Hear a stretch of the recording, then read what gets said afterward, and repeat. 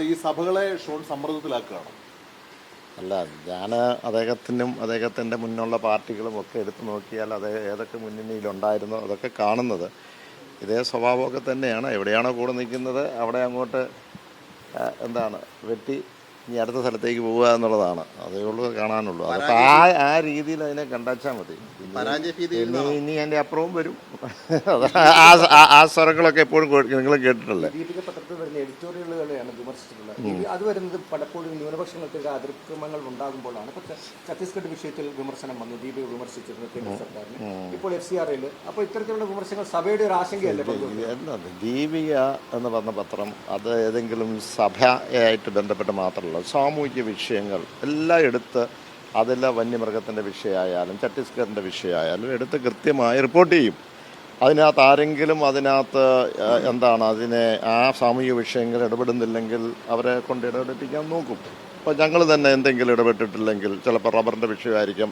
എല്ലാത്തിനും ഞങ്ങൾ ഇടപെടുന്നുണ്ട്. ഞാൻ പറയാം, ഏതെങ്കിലും കുറച്ചുകൂടെ നമുക്ക് മുന്നോട്ട് പോകേണ്ടതുണ്ടെങ്കിൽ അതിനുള്ള മെസ്സേജുകളൊക്കെ അതിനകത്ത് വരും. ഇത് ആർക്കും എതിരല്ല. പക്ഷെ ഞാൻ കാണുന്നത് അദ്ദേഹത്തിനെ സംബന്ധിച്ചോളം ഇപ്പോൾ ഈ നിങ്ങൾ ചോദിച്ച ആ കാൻഡിഡേറ്റിനെ സംബന്ധിച്ചോളം എപ്പോഴും ഇങ്ങനെയുള്ള സംഭവങ്ങൾ നടക്കും. എവിടെയാണോ ഇരിക്കുന്നത് അതിനെതിരെ എപ്പോഴും വന്നുകൊണ്ടേയിരിക്കും. പ്രത്യേകിച്ച് FCRയുടെ കാര്യം പറഞ്ഞുകൊണ്ട് FCRയുടെ ആ ചർച്ച മാറ്റി വെപ്പിച്ചത് അദ്ദേഹം അടക്കം ഇടപെട്ടിട്ടാണെന്ന് പറയുന്നത്. രണ്ടാമത്തെ വിഷയം അങ്ങനെ എത്ര സ്നേഹം ഉണ്ടായിരുന്നു. എന്തിനാ ഇത് കൊണ്ടുവന്നേ?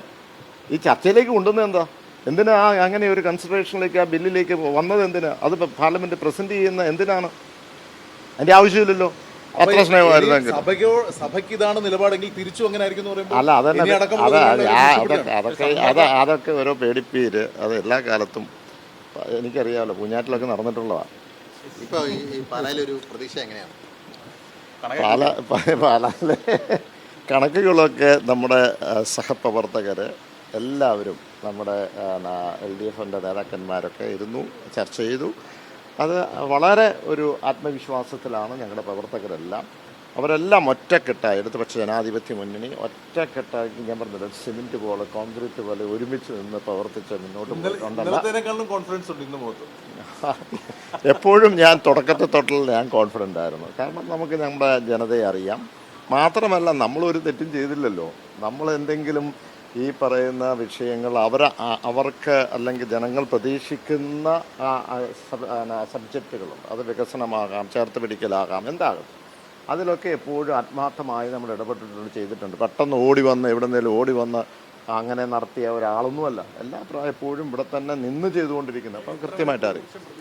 ഭൂരിപക്ഷം പ്രതീക്ഷിക്കാൻ ഞാൻ പ്രഡിക്റ്റ് ചെയ്യുന്ന ആളല്ല. ഞാൻ അതിന് വളരെ പൂവറാണ്. അതുകൊണ്ട് പ്രഡിക്റ്റ് ചെയ്യുന്നവരൊക്കെ പ്രഡിക്റ്റ് ചെയ്തോട്ടെ. അങ്ങയുടെ ഈ ആത്മവിശ്വാസം കൊണ്ടും അപ്പുറത്ത് തോൽവി ഭയന്നുകൊണ്ടുമാണോ ഈ സഭയ്ക്കെതിരെയുള്ള ഭീഷണി ഷോൺ ജോർജിന്റെ ഭാഗത്ത് ഉണ്ടാവുന്നത്?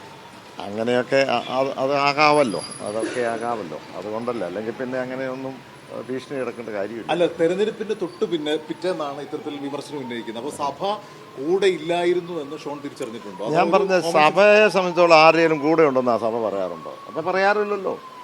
സഭയെ സംബന്ധിച്ചിടത്തോളം സഭയുടെ ഇഷ്യൂസ് ഉണ്ട്, ജനകീയ ഇഷ്യൂസ് ഉണ്ട്. സഭയുടെ ഇഷ്യൂസ് മാത്രമല്ല, എത്രയോ ജനകീയ ഇഷ്യൂസ് ഉണ്ട്. ഇപ്പോൾ വന്യമൃഗത്തിൻ്റെ വിഷയം സഭ ഏറ്റെടുത്തിട്ടില്ലേ? ഇപ്പോൾ അവിടെയുള്ള നമ്മുടെ കുട്ടനാട്ടിലുള്ള അവിടുത്തെ നെൽകർഷകരുടെ ഇഷ്യൂസ് ഇല്ലേ? അത് സഭ ഏറ്റെടുത്തിട്ടില്ലേ? അപ്പോൾ ആ ജനകീയ സാമൂഹിക വിഷയങ്ങളൊക്കെ ഏറ്റെടുക്കും.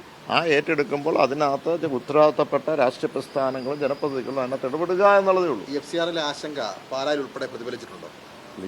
അത് ഞാൻ പറഞ്ഞത്, ഇതൊരു ജനാധിപത്യത്തിൽ നമുക്കറിയാം ഭരണഘടനയ്ക്ക് തരുന്ന ചില അവകാശങ്ങളുണ്ട്. ആ അവകാശങ്ങൾ അർഹതപ്പെട്ടതുകൊണ്ട് ആ അർഹതപ്പെട്ടതും അവകാശങ്ങളും അതിനകത്ത് നുഴഞ്ഞു കയറി അത് ന്യൂനപക്ഷങ്ങൾക്കെതിരെ, അതിപ്പം ഇന്ന് ന്യൂനപക്ഷത്തിനെതിരെ ആയിരിക്കും, അടുത്തൊരു ദിവസം വേറെ ഒരു സമുദായത്തിനെതിരെ ആയിരിക്കും, വേറെ ഒരു സമൂഹത്തിനെതിരെ ആയിരിക്കാം.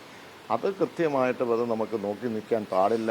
ഒരുമിച്ചിരുന്നത് പോരാട്ടം നടത്തേണ്ടതാണ്. അത് തീർച്ചയായിട്ടും ജനങ്ങൾ അതനുസരിച്ച് വിലയിരുത്തി കാണും. BJP ഇങ്ങനെ ഭീഷണിപ്പെടുത്തുമ്പോൾ സഭയ്ക്കൊപ്പം നിങ്ങളൊക്കെ നിൽക്കുമോ? BJP അപ്പുറത്ത് ഈ ഭീഷണിപ്പെടുത്താൻ ഞങ്ങൾ ആ ഭീഷണിക്ക് വഴങ്ങണമെന്നാണ് താങ്കൾ പറയുന്നത്? അല്ല, സഭയെ ഭീഷണിപ്പെടുത്തുമ്പോൾ നിങ്ങൾ സഭയെ സപ്പോർട്ട് ചെയ്യുമെന്നുള്ളതാണ്. അത് സഭ എന്നുള്ളതല്ലല്ലോ. ആരെ ഭീഷണിപ്പെടുത്തിയാലും അത് ശരിയല്ലല്ലോ. ജനാധിപത്യത്തെ അങ്ങനെ ഭീഷണി കൊണ്ട് നമ്മൾ പുറകോട്ട് പോകേണ്ട കാര്യമുണ്ടോ? ഇല്ലല്ലോ.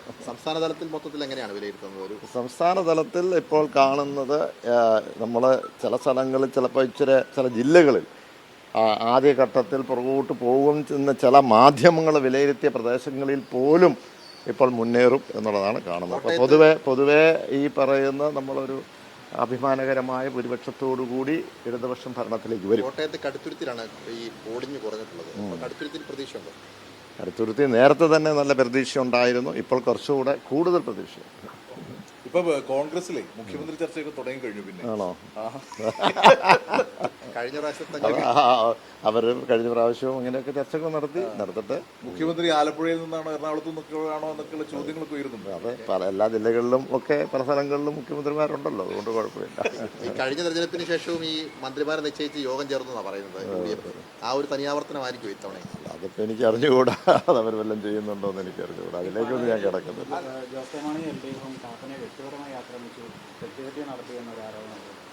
അതാരാ നിങ്ങളോട് പറഞ്ഞ? നിങ്ങളെടുത്ത് എൻ്റെ ഫേസ്ബുക്ക് എടുത്ത് നോക്കിയാൽ അറിയാം. ഞാൻ ഇന്നലെ കൃത്യമായിട്ട് ഇവിടെ ചോദിച്ചാൽ പറയും. അതിനകത്ത് രാവിലെ 5:30 മണിക്ക് എനിക്കെതിരെ തുടങ്ങി. അതെ, ഒരു അനുസ്മരണത്തിൻ്റെ ഒരു പോസ്റ്റ് ഇട്ടപ്പം രാവിലെ 5:30 മണിക്ക് ചവറ് പോലെ 100-300 പോസ്റ്റിങ് വന്നു. അപ്പോൾ അതിൻ്റെ പിന്നിൽ ആരാന്ന് നിങ്ങളുടെ അടുത്തൊന്ന് പരിശോധിച്ച് നോക്കണം.